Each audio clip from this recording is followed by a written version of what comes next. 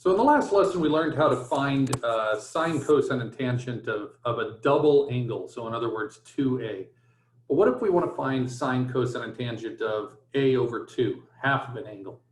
So for instance, let's say that we want to find cosine of the angle 15 degrees, which is half of 30 degrees. Then we're going to be able to find cosine of 15 degrees by using a new formula called a half angle identity. We had two different formulas, well, three different formulas really for finding cosine of 2x. But we're going to focus on two of these today, because notice that this would be saying if we are given a single angle, then we could apply this formula to find cosine of twice that angle. Or if we know a single angle, we could find this or use this identity in order to find cosine of twice that angle. So if we were to reduce this, or we were to move all of this around, then notice I'll start with the 1 over on the left side here. If we were to, or on the right side, if we were to add 1, we get 1 plus cosine of 2x. And now if I divide that all by 2, then that gives me the value of cosine squared of x. So this is another way for us to represent the cosine squared of x by using this identity right here. And we could also do the same thing by, if I were to add 2 sine squared x to the other side, notice that would give 2 sine squared x. And if I were to subtract cosine 2x to the opposite side, then I would get this here. Which now means if I divide by 2, I have a formula for sine squared of x. Sine squared of x is 1 minus cosine 2x over 2. So it turns out that we've got these two different identities, okay, that we sometimes refer to as power reducing formulas. Okay, these are power reducing, which essentially means that if we're given sine to the second power or cosine to the second power, then we could rewrite that by turning it into a form that doesn't have any exponents.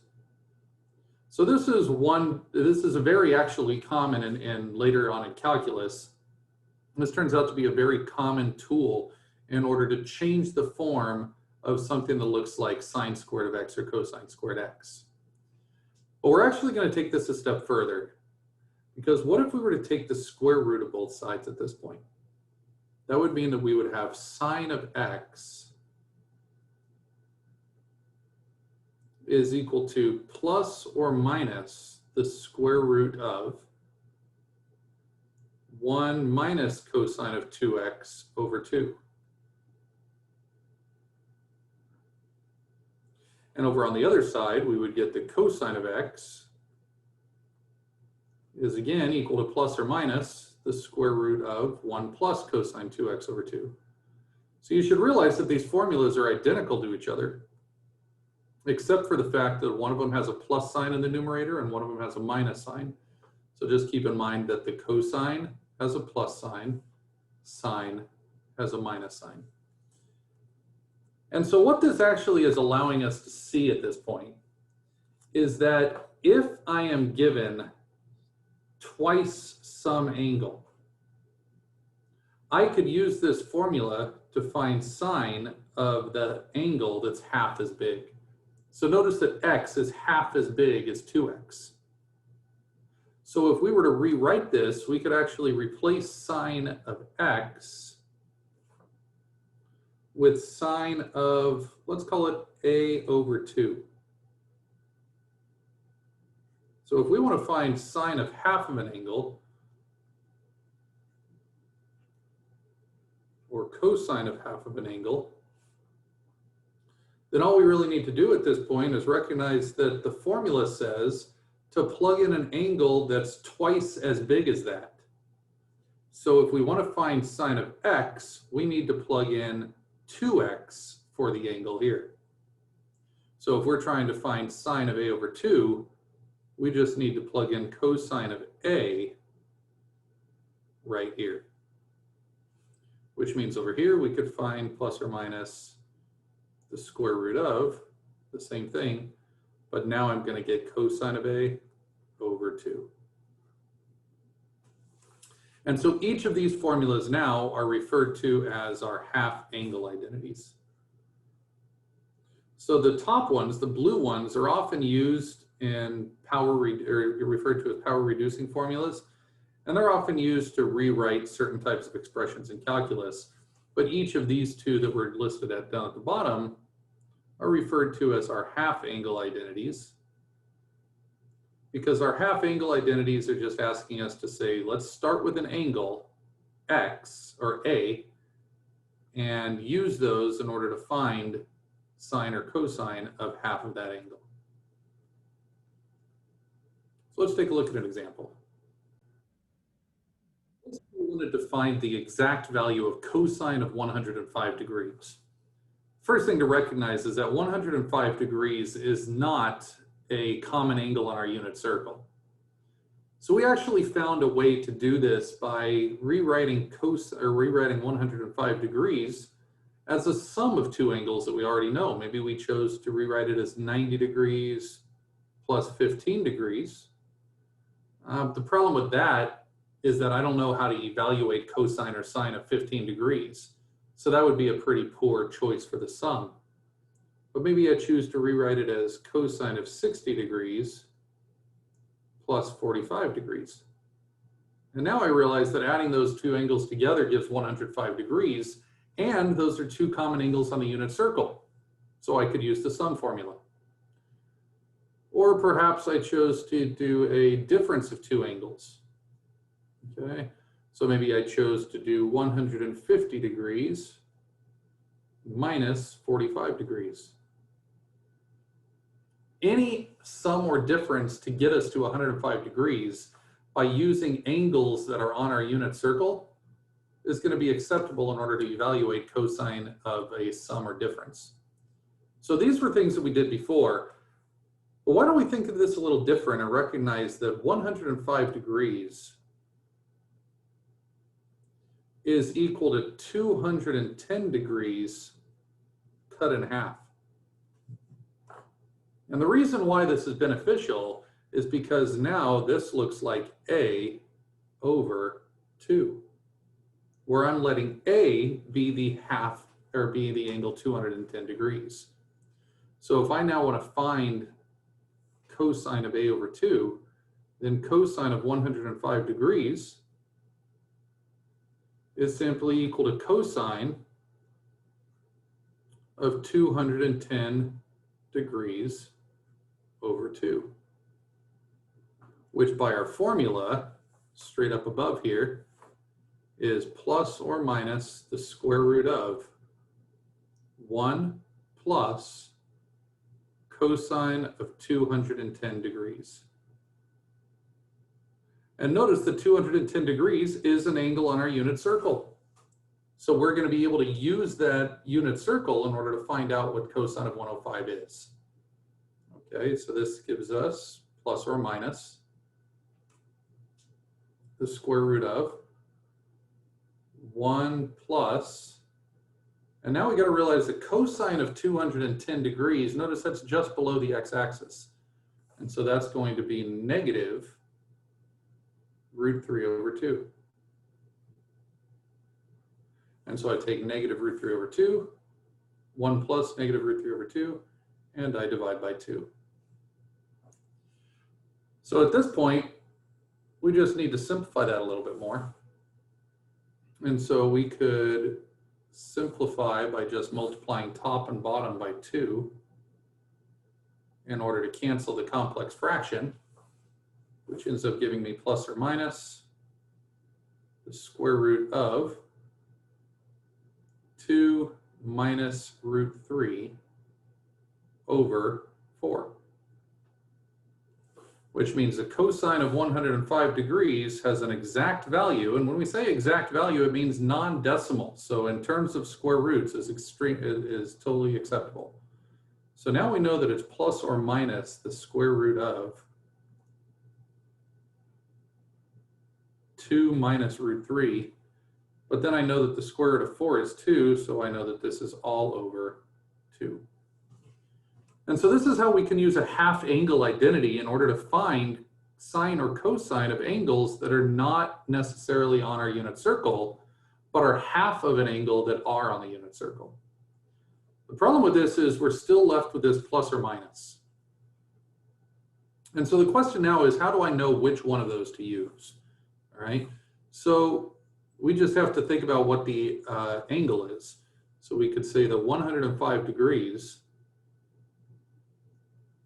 is in quadrant 2. We're trying to find cosine of 105 degrees.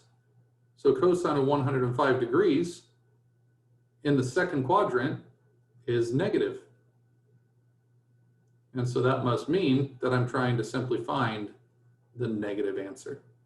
So therefore my answer is the negative of the square root of 2 minus root 3 all over 2.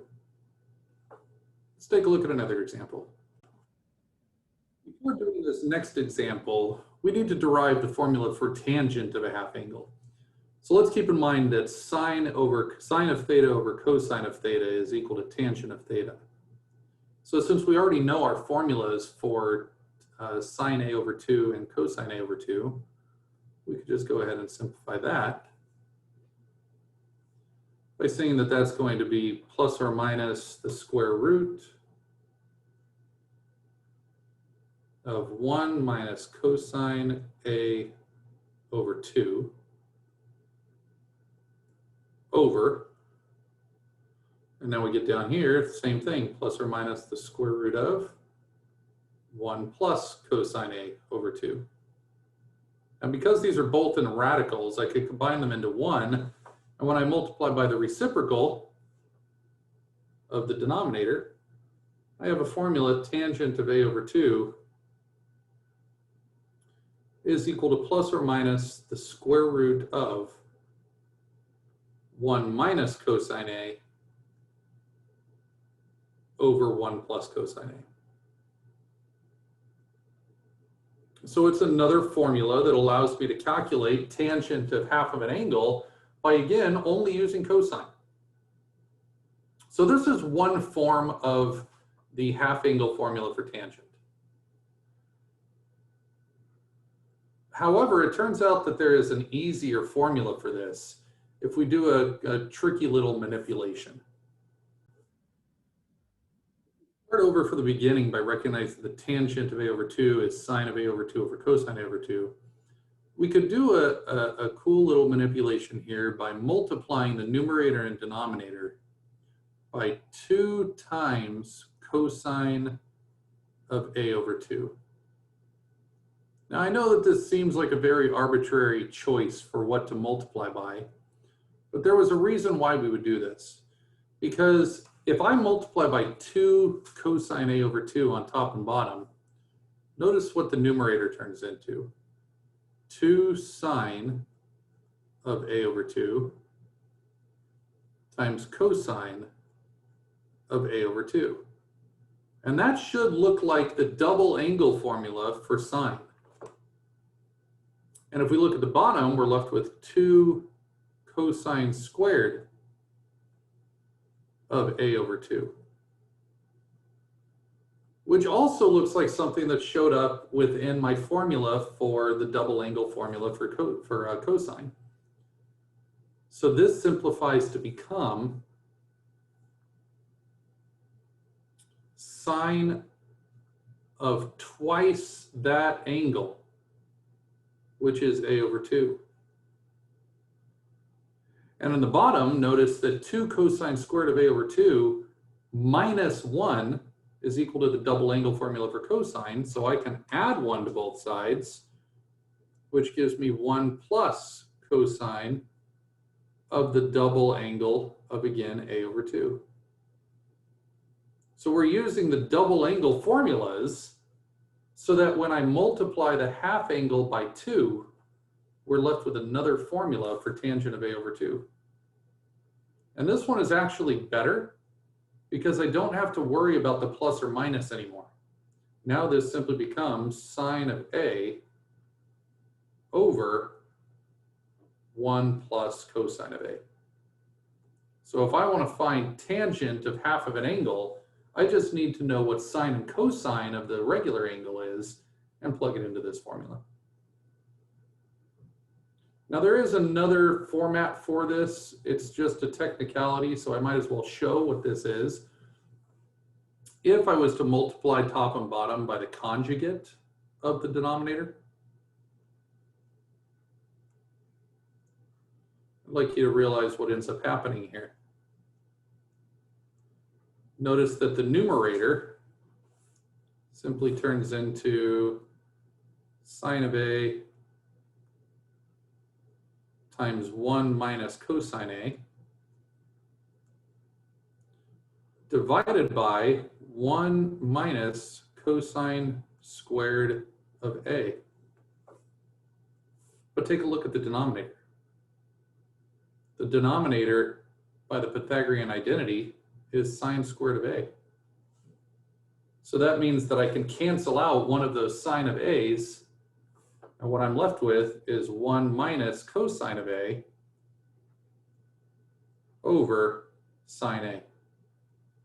So just like there were 3 different options for cosine of a double angle, now it turns out that there's actually 3 different options for tangent of half of an angle. But I would suggest not using the original one that involves the plus or minus square root. I would suggest using either one of these because now we don't have to worry about the sign. The sign will show up based on the values of sine and cosine. You should notice with 22.5 degrees that there's not going to be any simple way for me to be able to take a sum or difference of 2 angles that I know to get 22.5 degrees. So what I should recognize is that 22.5 degrees is half of 45. So I could rewrite this as 45 degrees over 2. So if I want to find tangent of 22.5 degrees, what I'm really doing is finding tangent of 45 degrees over 2. And so from our formula, we know that this is either going to be sine of A divided by 1 plus cosine A, or 1 minus cosine A over sine A. Either one is going to be fine, so why don't we use the one that only involves positives? So this becomes sine of A, which is 45 degrees, over 1 plus cosine of A, which is cosine of 45 degrees. And now that I've got sine of 45 over 1 plus cosine of 45, this is just a matter of evaluating each of those trigonometric functions. Sine of 45 is root 2 over 2 over 1 plus root 2 over 2. And now that I've got a complex fraction, we'll just multiply top and bottom by 2 in order to cancel the complex fraction. So this simply means that tangent of 22.5 degrees, 22.5 is equal to the square root of 2 in the numerator over 2 plus the square root of 2 in the denominator. And that technically is my answer, but we should also take it a step further by rationalizing the denominator, and that's where we would multiply by the conjugate. When I multiply the numerator and denominator by 2 minus the square root of 2, that's going to cancel the radical in the denominator. Okay. So that becomes 2 root 2 minus 2 divided by, now in the denominator, 2 times 2 is 4. We get negative 2 root 2 plus 2 root 2 when I distribute, because of the difference of 2 squares, those cancel. So now we're just simply left with minus the square root of 2 times the square root of 2, which is 2. So I could cancel a 2 out from everything, which now tells me the tangent of 22.5 degrees in its simplest form, since we had to rationalize the denominator, is going to be root 2 minus 1. And there's the exact form of tangent of 22.5 degrees. It's a peculiar angle, but notice because it's half of an angle that we already know, then we're going to be able to actually evaluate it using the half angle identity. So in this next example, we can see that we're given information about cosine of theta, and we're told what quadrant it's technically in, because if it says theta is between 3 pi over 2 and 2 pi, that must mean that we're in quadrant 4. And so now I want to find what sine, cosine, and tangent of half of this angle are. So if I know that I'm given an angle in quadrant 4, I want to be able to determine what quadrant theta over 2 will now be in. So if this is the case, then we should realize that theta over 2, if I divide theta by 2, must be between 3 pi over 2 divided by 2 and 2 pi divided by 2, which means that my half angle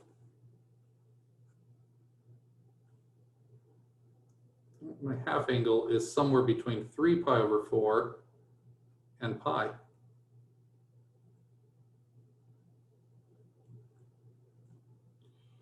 And so if the angle is in quadrant 4 and I cut that in half, we need to realize that now my new angle is in quadrant 2. And because it's in quadrant 2, I should now realize that sine of theta will be positive, cosine of theta over 2 will be negative, and tangent of theta over 2 will be negative. So this is one of the first things that we should do, just so that when we apply the formulas and we get the values of plus or minus, we need to know which one to actually use. So let's start with sine of theta over 2. So sine of theta over 2 has a formula of plus or minus the square root of 1 minus cosine of theta, which is 2/3, over 2. And so now if I multiply the inside by 3 over 3 in order to eliminate the complex fraction here, then notice that that simply becomes plus or minus the square root of 3 minus 2 over 6, or in other words, plus or minus 1 over the square root of 6, square root of 1 over the square root of 6. And therefore, sine of theta over 2 is going to be the positive of root 6 over 6 by rationalizing the denominator. So we had information about cosine of theta, but we wanted to use that to find information about sine of half of that angle. You can probably see that the cosine is going to be really similar, because I'm now, the only difference is that now I'm using a plus sign in my formula. So I have plus or minus the square root of 1 plus cosine of theta over 2, which is 2/3, divided by 2. And for the same reason, we're going to multiply the numerator by 3 over 3 to eliminate the fraction. And that's going to give me plus or minus the square root of 5/6. Okay. And now if I were to multiply by root 6 over 6, root 6 over root 6 in order to rationalize the denominator, then the only difference now is that this is going to give us that cosine of half of the angle is equal to, well, now remember, cosine is in the second quadrant is negative. So now I just multiply the numerator to give root 30, and the denominator is still 6.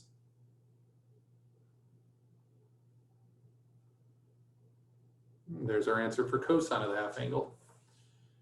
And lastly, if I were to evaluate the tangent of half of that angle, then again, I have options. So I could use the formula sine theta over 1 plus cosine theta, but you might notice that I'm only given cosine of theta. And if I was going to use that formula for tangent, I'd have to have sine of theta and cosine theta, which is one extra piece of work. So instead, why don't we just remember that tangent of theta over 2 is the same as sine theta over 2 over cosine theta over 2, which we already have. We've already evaluated each one of those. So we're just simply going to take sine, which is root 6 over 6, over cosine, which is negative root 30 over 6. And if you multiply by the reciprocal, the 6's cancel and you're left with root 6 over the negative of root 30. And if I simplify that, that becomes the square root of 1 over negative square root of 5. I just say 6 goes into 35 times since they're both in the radical. And so now we also have the value of tangent of theta over 2, which is now going to be negative root 5 over 5. And there's our final result. Okay, so we just want to always make sure that our denominators are rationalized to get a simplified version. And secondly, we just need to remember that with the formulas, both the formulas for the half angles of sine and cosine are always involving cosine of the original angle. So that's all we need to know in order to apply these formulas.